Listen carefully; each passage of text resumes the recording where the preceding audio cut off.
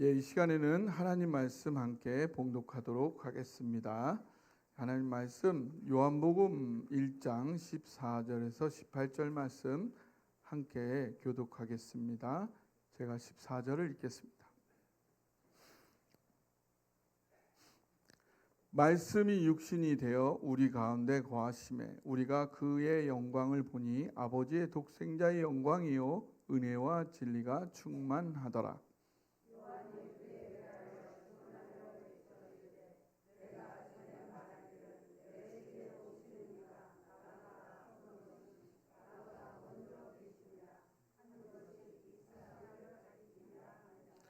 우리가 다 그의 충만한 데서 받으니 은혜 위에 은혜로라.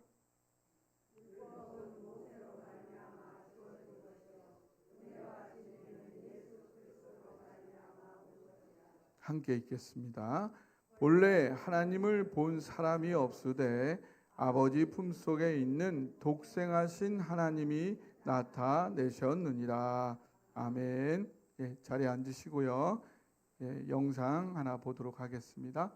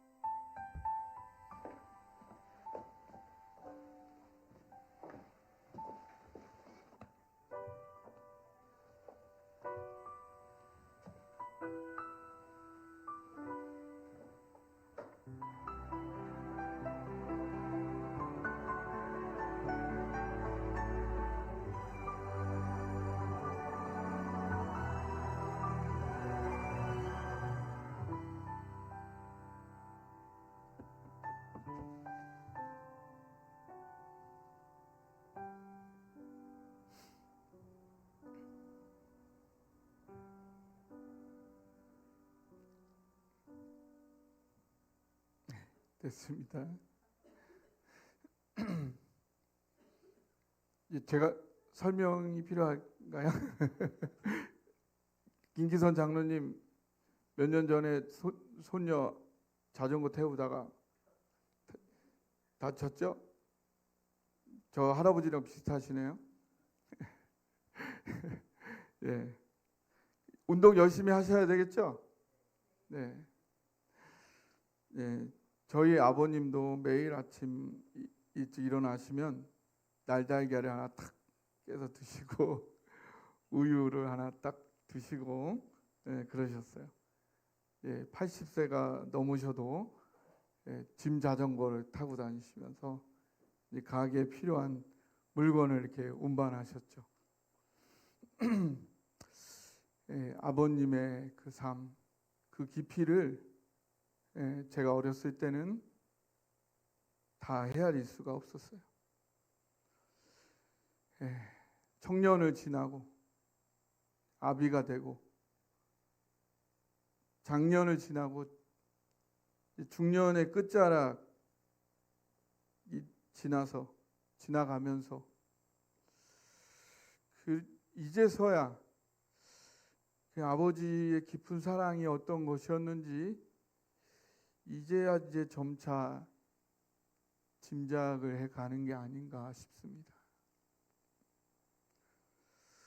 나를 향한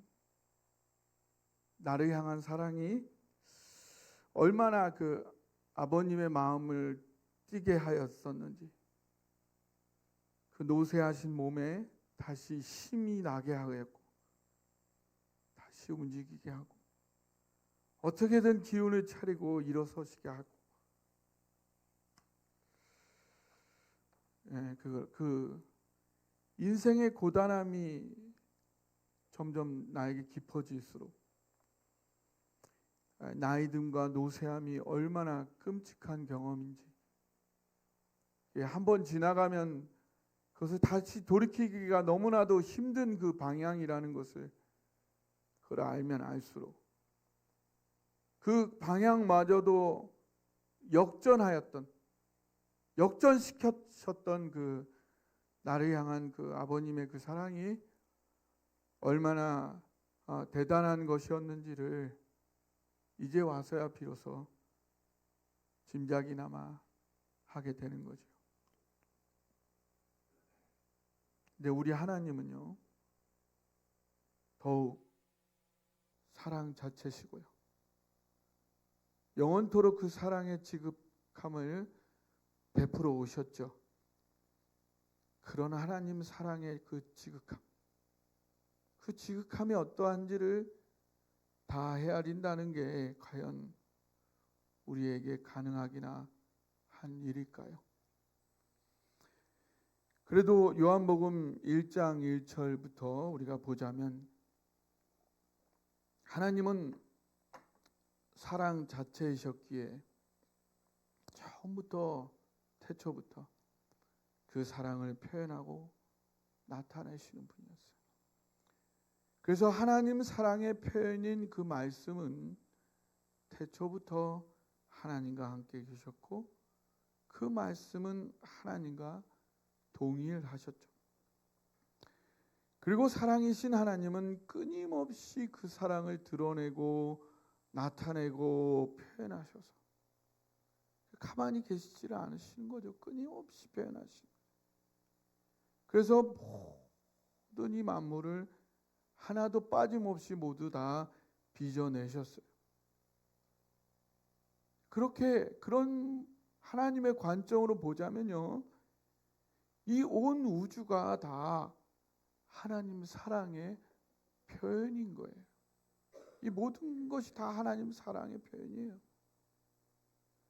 그러니까 우리가 사는 이 온 세상 안에 하나님 사랑이 가득 차 있는 거예요.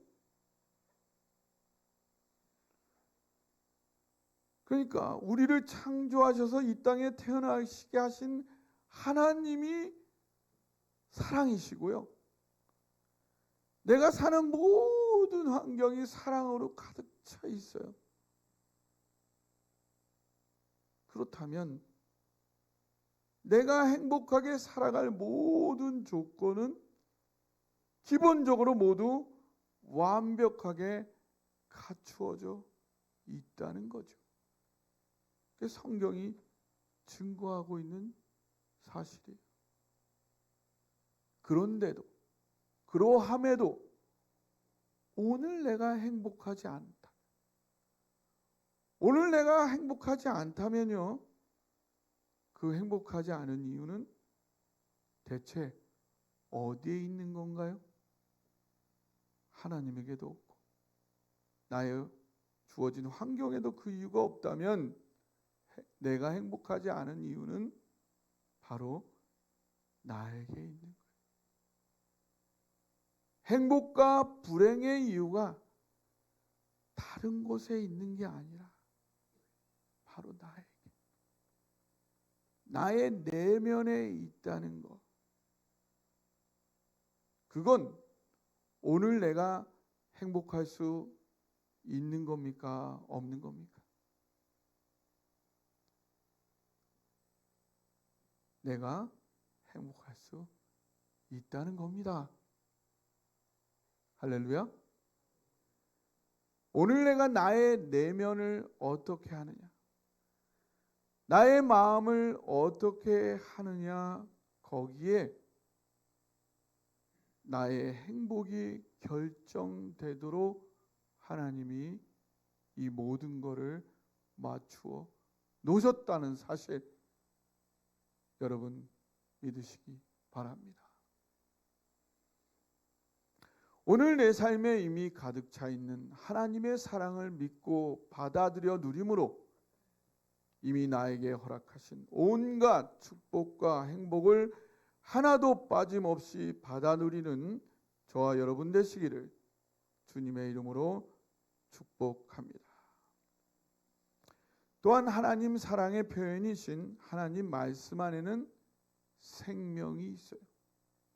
모든 스스로 살아있는 생명들은 그 하나님의 사랑으로부터 창조되어져 나온 거예요. 하나님 말씀은 곧 하나님 사랑의 실현 자체인데, 그것은 빛으로서 모든 것을 있는 그대로 다 드러나게 해줘요. 모든 것을 있는 그대로 다 드러나게 해주는 것인데, 그 중에서 가장 중요한 것, 빛이신 예수님으로 말미암아 드러나는 것 중에 가장 중요한 네 가지가 뭐냐? 그 네 가지는 첫째, 하나님과 나를 생명 바쳐 사랑하시는 하나님의 사랑을 비로소 예수님을 통해 분명하게 드러내 준다는 거예요. 두 번째, 그 사랑이 드러나다 보니까 그 사랑 앞에 나는 우주보다 존귀한 존재라는 그 가치가 드러난다는 거예요. 세 번째, 그 우주보다 존귀한 내 가치에 맞게 내 인생은 위대한 의미와 목적을 가지고 있는 인생이라는 게 드러난다. 그래서 네 번째로 그 위대한 가치들과 어울리지 않는 죄와 악과 거짓들이 드러난다는 것입니다. 또한 하나님의 사랑의 실현인 말씀, 예수님은 빛으로서 그 사랑의 마음에 계속 이끌려 우리가 살아갈 때에 모든 억압과 두려움과 불안을 극복하고 행복한 풍성한 삶을 향해 담대히 나아갈 수 있는 용기와 격려와 힘을 준다는 사실입니다. 그럼에도 세상은 어둠 속에 살아왔기에, 사람들은 어둠 속에 살아오다 보니까 어둠과 죄악과 거짓에 너무 익숙해져서 자신들의 거짓과 두려움과 악이 드러나는 것이 부끄럽고 두려워져서 하나님의 말씀이 이 땅에 육신의 모습으로 너무나 분명하게 이해할 수 있는 모양으로 왔음에도 불구하고 그 빛을 피하였고 그 창조주를 영접하지 아니하였고 거부하고 대항하였으며 마침내 십자가에 못 박아 죽여 버렸다는 것입니다. 이것이 인간의 보편적인 모습이고 세상의 모습이죠. 그러나 예수 그리스도를 통해 분명히 나타난 하나님의 생명 바치는 사랑을 믿고 의지하여 거기에 인생을 맡기는 사람, 그래서 예수님을 내 삶의 왕으로 받아들여 그분이 사셨던 대로 최선을 다해 사람들을 사랑하며 섬기는 삶의 방식대로 살아가는 사람에게는 하나님 앞에서 종국의 승리가 보장되며 마침내 모든 일이 합력하여 선을 이루고 모든 눈물이 닦아지는 하나님 자녀가 되는 권세가 주어집니다. 이 축복이 사랑동산 모든 성도들에게 있기를 주님의 이름으로 축복합니다. 이 관점에서 오늘 14절 말씀을 살펴보자면요. 14절을 한번 다시 한번 살펴보겠습니다. 같이 읽어볼까요? 시작. 말씀이 육신이 되어 우리 가운데 거하심에 우리가 그의 영광을 보니 아버지의 독생자의 영광이요 은혜와 진리가 충만하더라. 아멘. 말씀이 육신이 되어 우리 가운데 거하셨는데요, 하나님 사랑의 표현이신 하나님이신 말씀이 육신이 되어 우리 가운데 거했는데 어떤 모습으로 왔어요? 아기의 모습으로, 너무 연약한 아기의 모습으로 왔어요. 그것도 냄새나는 마구간에 왔어요. 뉘 것이 없어서 말 밥통에 뉘었어요. 냄새가 지독합니다. 너무 무기력해요. 너무 가난하고 비천한 모습이에요. 근데 거기에 영광이 있다는 거예요. 거기에 영광이 있다는 거, 뭐가 영광스럽습니까? 무엇이 영광이라는 거죠? 근데 사도 요한은 거기서 영광을 본다는 거예요. 어떻게 그게 영광이라고 이야기할 수 있는 걸까요? 여러분, 다이아몬드는 보석상에 가면은, 보석 가게에 가면 어떤 천 위에다가 진열을 해놓죠? 아주 짙은 검은 천 위에 다이아몬드는 진열을 해놓죠. 왜 그렇죠? 진짜 빛나는 보석이기 때문에. 그냥 가짜 보석은 검은 천 위에 올려놓으면 빛을 잃어버려요. 그러나 진짜 빛나는 보석은 검은 천일수록 그 빛을 더 발휘하게 되는 거예요. 진짜 전능함은 가장 무기력해지는 것을 두려워하지 않아요. 진정한 영광은 가장 비천해지는 것을 두려워하지 않아요. 최고의 존귀함은 가장 치욕스러움을 두려워하지 않아요. 로마 군병이 예수님의 얼굴에 침을 뱉었습니다. 로마 군병의 침이 예수님의 얼굴에 붙었어요. 그래서 예수님의 존귀함이 깎였나요? 그 침이 예수님의 존귀함을 깎아버렸어요. 오히려 예수님의 존귀함이 더 빛나는 거죠. 예수님은 무기력해지는 것을, 비천해지는 것을, 치욕스러워지는 것을 두려워하지 않았어요. 왜? 전능하시니까. 진정한 영광이시니까. 진정한 존귀이시기 때문에 그렇게 아기의 모습으로 마구간에 말 구유에 누이실 수가 있었던 거죠. 그런데 누구 때문에 그러신 겁니까? 그냥 편하게 하늘에 계셨어도 됐는데 누구 때문에 그 고생을 하신 거예요? 나 때문에 그러신 거예요. 예수님이 나 때문에 그러신 거를 내가 어떻게 보상할 수 있을까요?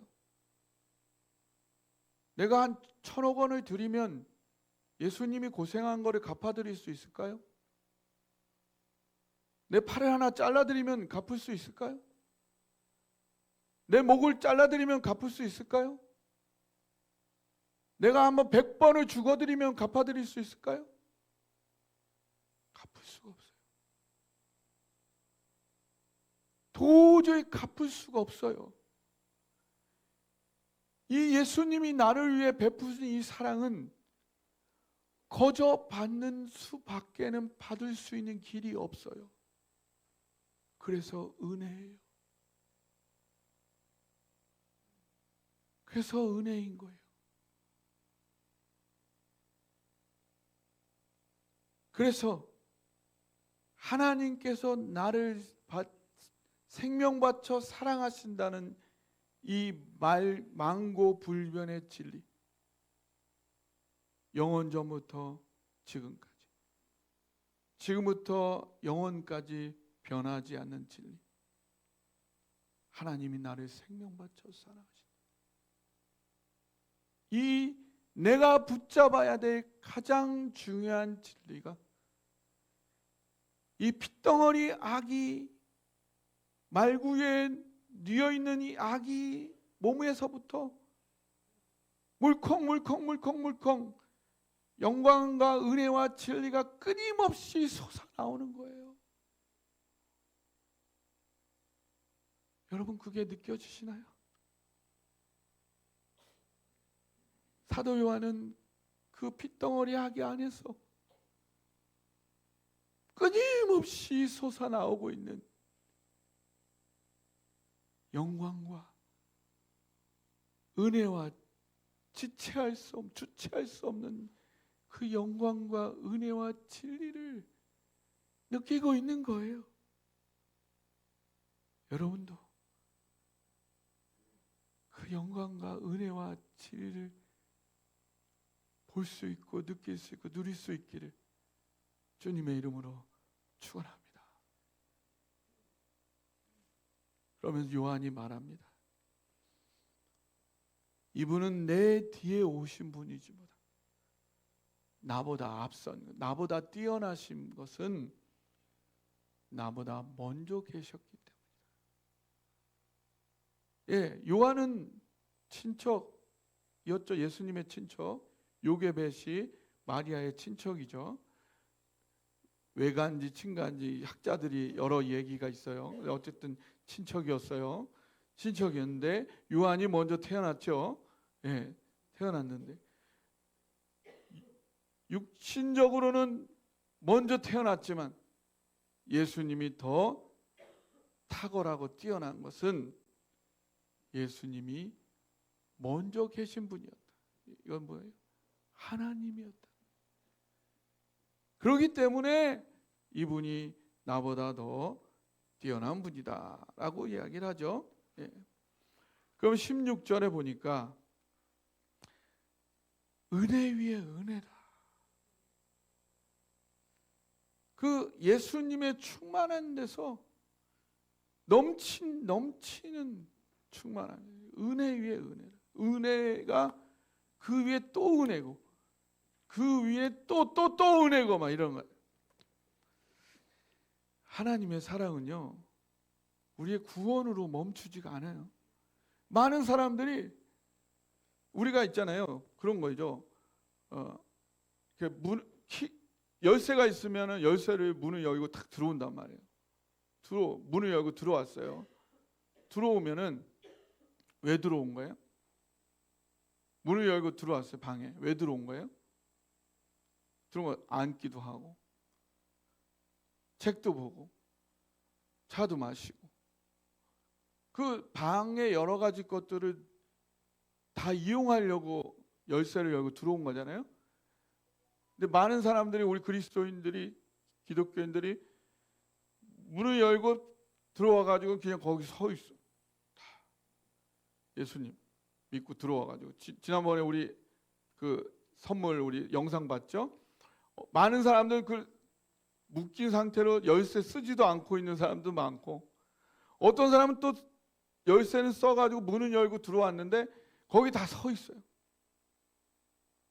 그 방에 들어왔으면은 써야지요.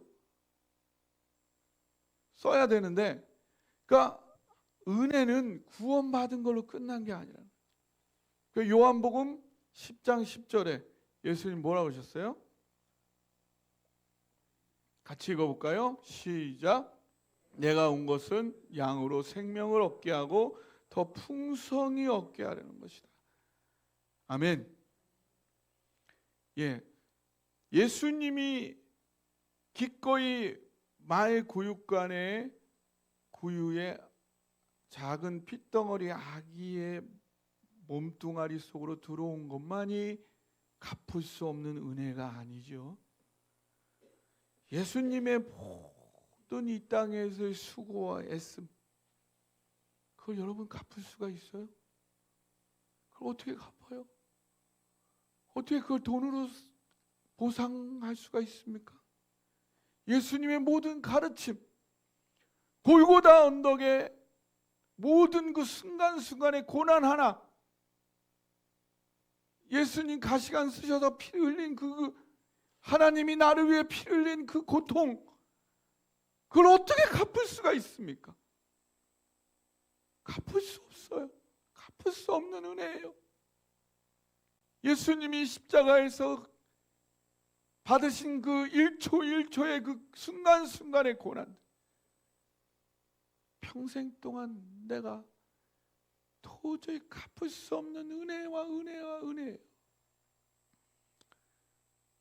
내가 살아가는 모든 일들이 갚을 수 없는 은혜입니다.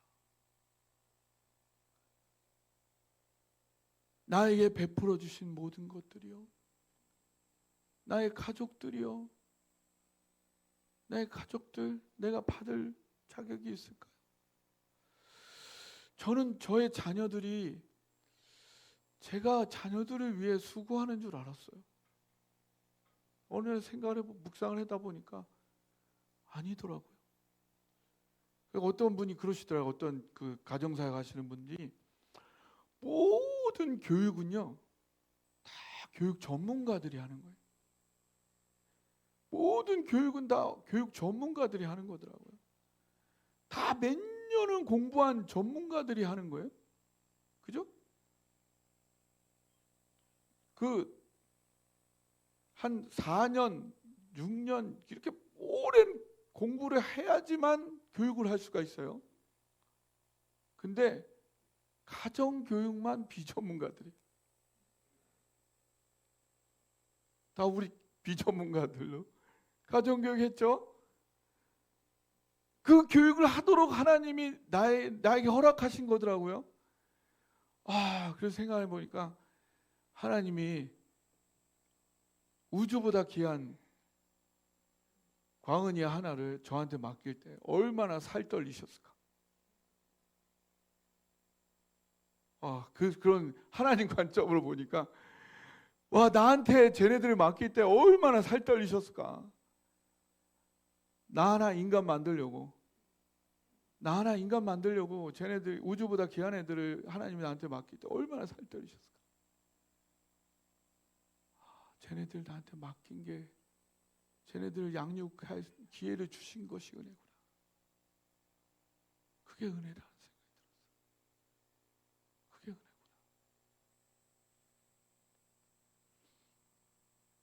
내가 가진 모든 것들 또한, 내가 하나님 앞에 드린 것들 또한 내가 처음부터 내가 가지고 온 게 아니잖아요. 다 은혜로 주신 거잖아요. 다 은혜. 은혜 위에 은혜로. 다 모든 게 은혜구나.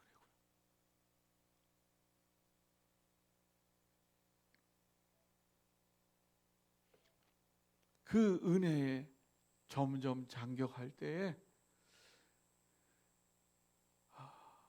우리가 정말 받은 은혜를 헤아리면서 살아갈 수 있다면, 이미 받은 것을 헤아릴 수 있다면, 우리 그 광은이가 1학년 때, 초등학교 1학년 때 딱지 치기를 엄청 잘했어요. 그래가지고 딱지가 1000장, 2000장, 막 그 아이들이 난 딱지 2000장 있다. 나는 2100장 있어. 난 2350장 있어. 막 이런데 그 딱지 100장이 더 있느냐 없느냐에 따라서 엄청 행복했다가 불행했다가 그런 거죠. 우리가 하나님께 받은 은혜가 얼마나 크냐. 그 받은 은혜를 깊이 묵상하다 보면 내가 지금 누리고 있지 않은 그런 것들이 얼마나 작은 거냐. 그 아이들이 딱지 100장 있느냐 없느냐와 내가 지금 속상해하고 있는 건 뭐가 본질적으로 다른 것이냐. 이미 내가 하나님의 은혜에 가득 차, 하나님 사랑 안에 가득 차 있다는 사실, 그거를 먼저 누릴 때 내가 어떻게 살아가야 할지, 어떻게 누리며 살아가야 할지, 새로운 새해가 어떻게 열려가야 할지 그 길이 보일 줄 믿습니다.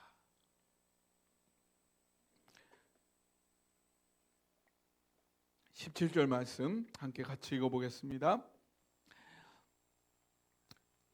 시작.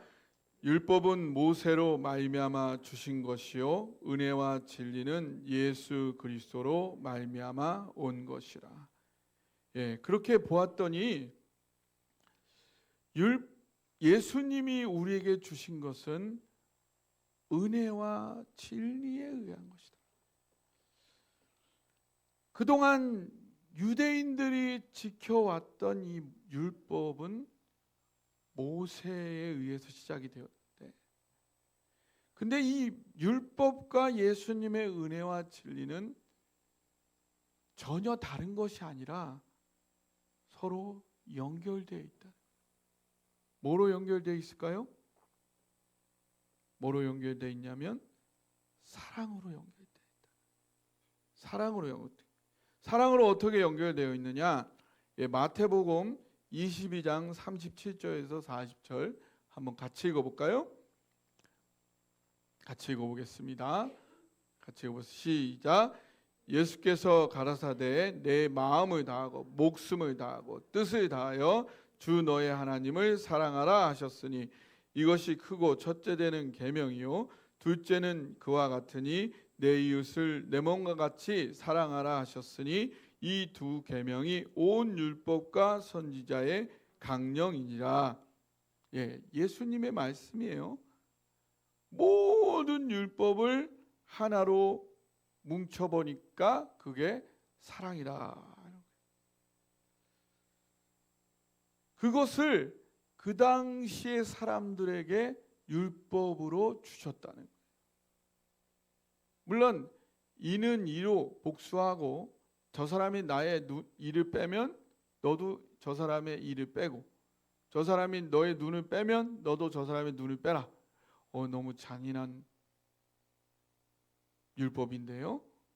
그럴 수 있지만 그것조차 그 당시의 사람들에게는 최선의 율법이라는 거예요.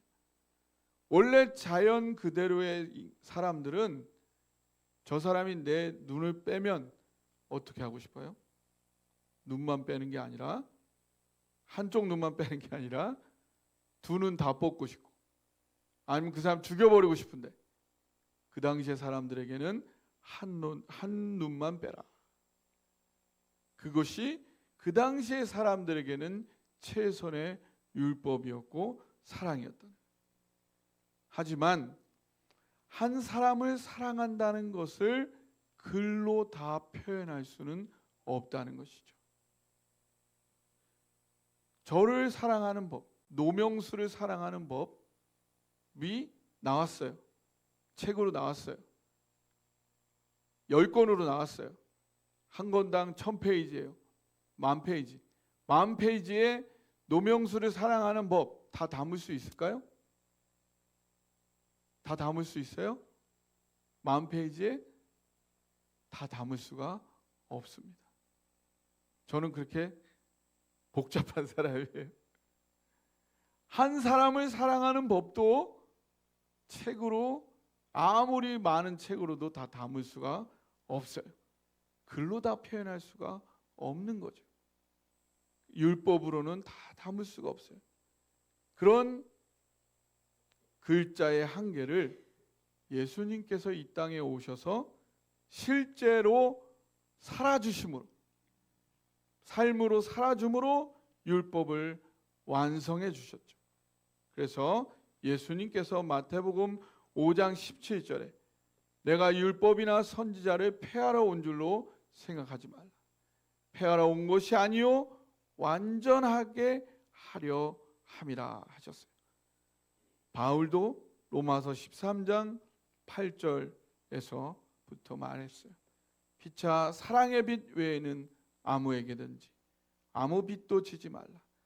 남을 사랑하는 자는 율법을 다 이루었느니라. 간음하지 말라, 살인하지 말라, 도둑질하지 말라, 탐내지 말라 한 것과 그 외에 다른 계명이 있을지라도 내 이웃을 내 자신과 같이 사랑하라 하신 그 말씀 가운데 다 들었느니라. 사랑은 이웃에게 악을 행하지 아니하나니 그러므로 사랑은 율법의 완성이니라. 예수님께서 살아주신 완전한 율법을 볼 때에 우리가 그래서 율법을 완성하신 예수님을 보니까 그 율법은 행위를 통해서 이루어지는 게 아니라는 거예요. 그 율법은 은혜로 이루어지는 거예요. 은혜에 의해서 그것이 이루어지는 것이고요. 우리가 은혜를 느낄 때에 또 진리인 사랑을, 하나님이 나를 생명 바쳐 사랑한다는 이 진리를 우리가 깨달아 누릴 때에 비로소 예수님이 실천하신 그 사랑을 우리도 실천할 수 있게 되더라는 거죠. 공자가 논어 가운데 그런 얘기를 했죠. 힘으로 다스리는 패치가 아니라 또 법으로 다스리는 법치도 아니고 문화로 다스리는 예치와 덕으로 다스리는 덕치가 이루어져야 된다. 그래서 바로 예수님이 추구하는 사랑과 은혜와 진리에 의한 율법을 완성하는 삶을 우리로 하여금 살아갈 수 있도록 길을 여신 것입니다. 그래서 18절에 함께 읽어보겠습니다.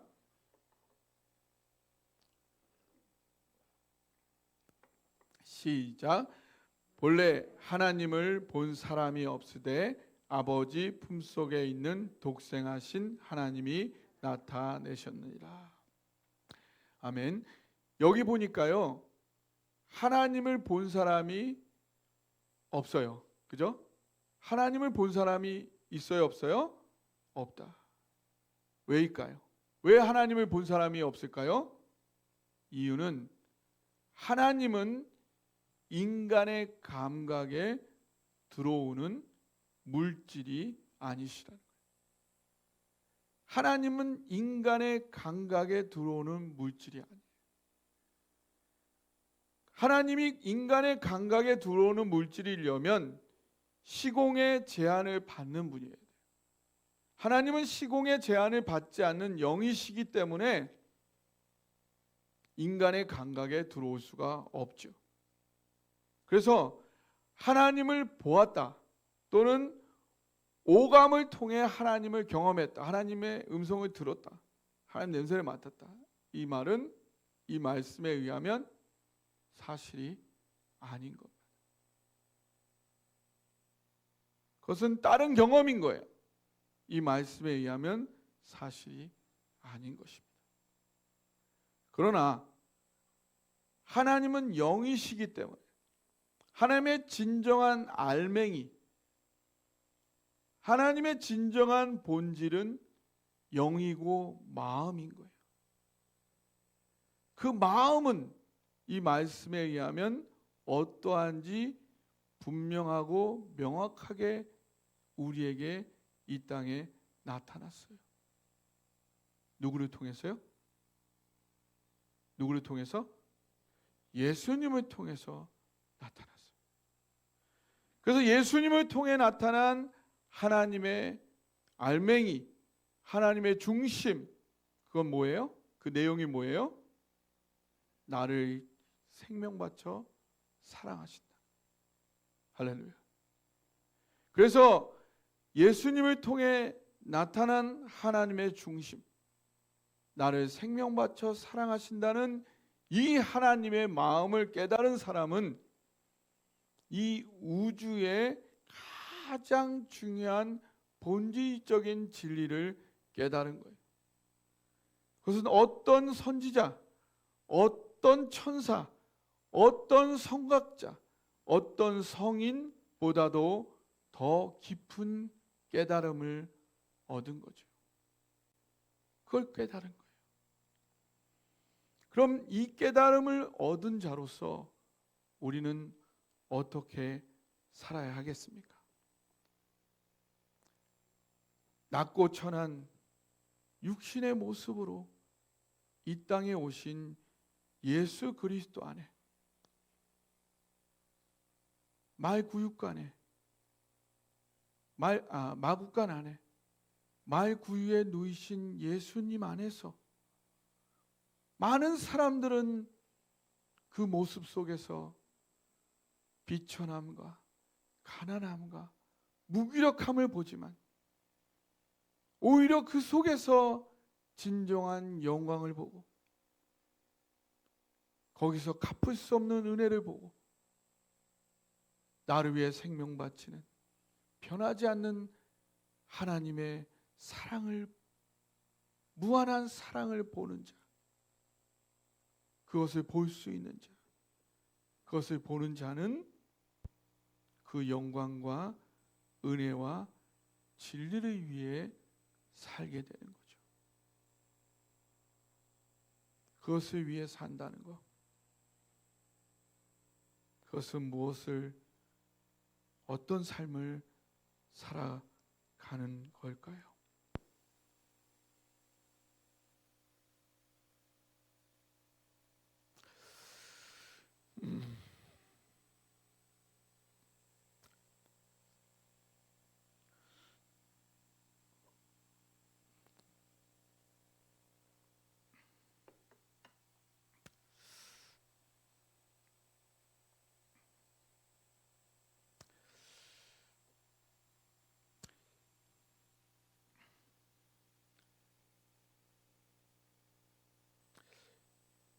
한국의 현실에서 안정적으로 잘 사는 길이 뭘까 생각을 해봤을 때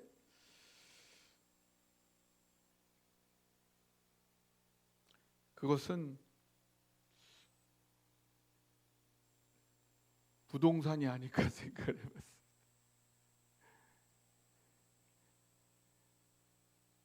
그래서 부동산을 잘 하면 재산을 잘 안정적으로 해서 현실 속에서 편하게 잘 살 수 있다. 하지만 그것만으로 하나님께 칭찬을 받을 수는 없다라는 생각이 들었습니다.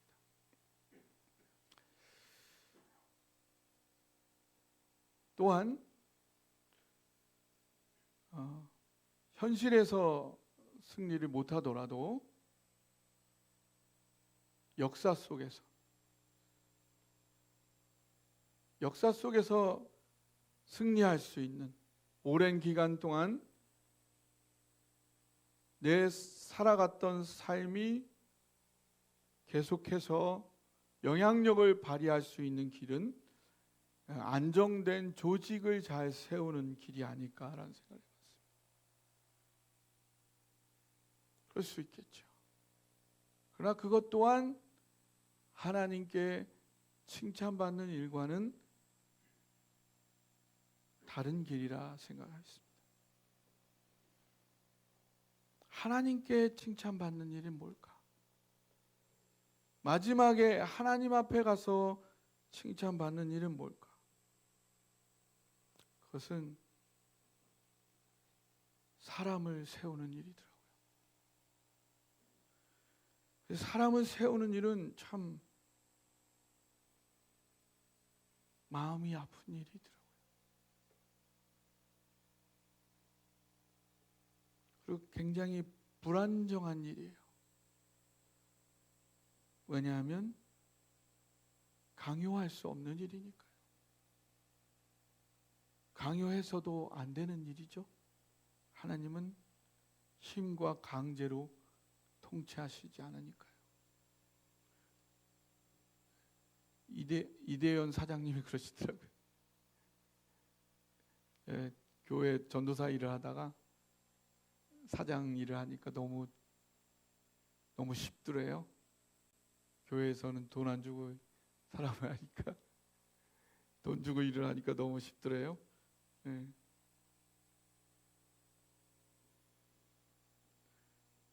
너무 사람을 세우는 일은 마음이 아프고 또 마음대로 할 수 없는 불안정한 일이더라고요. 그렇지만 또 건물을 잘하고 부동산이 확실한 일이더라고요. 결과가 확실하더라고요. 그렇지만 주님의 사랑은 인격을 통해서만 전달이 되더라고요. 그 사람을 통해 전달이 되든 아니면 그 사람을 통해서 잘못 전달이 되더라도 하나님이 그 사람을 통해서 또 사용을 하시더라고요. 인격을 통해서. 어쨌든 공간적으로나 시간적으로나 하나님은 사람을 통해, 인격을 통해 하나님의 사랑을 전하시기 때문에 사람을 세우는 것을 통해 하나님께 칭찬을 받는다 라는 사실을 확인하게 됩니다. 그래서 그렇게 돌아보자면 우리 교회는 참 한 해 동안 열심히 잘하였다. 큰 어떤 교회보다 많은 일을 하였다. 자부하고 싶습니다. 그리고 앞으로도 힘 닿는 것,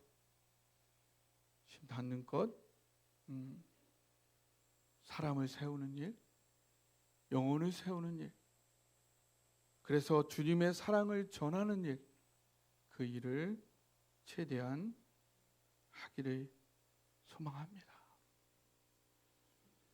그 사람을 세우는 일의 첫 번째는 근데 다른 사람을 세우는 게 아니더라고요. 하나님의 사람을 세우는 거에 첫 번째 관심은 나에게 있더라고요. 하나님의 첫 번째 관심은 나에게 있더라고요. 하나님은 이 모든 걸 통해서 먼저 나를 세우시고 나를 채우시고 나를 행복하게 하시더라고요.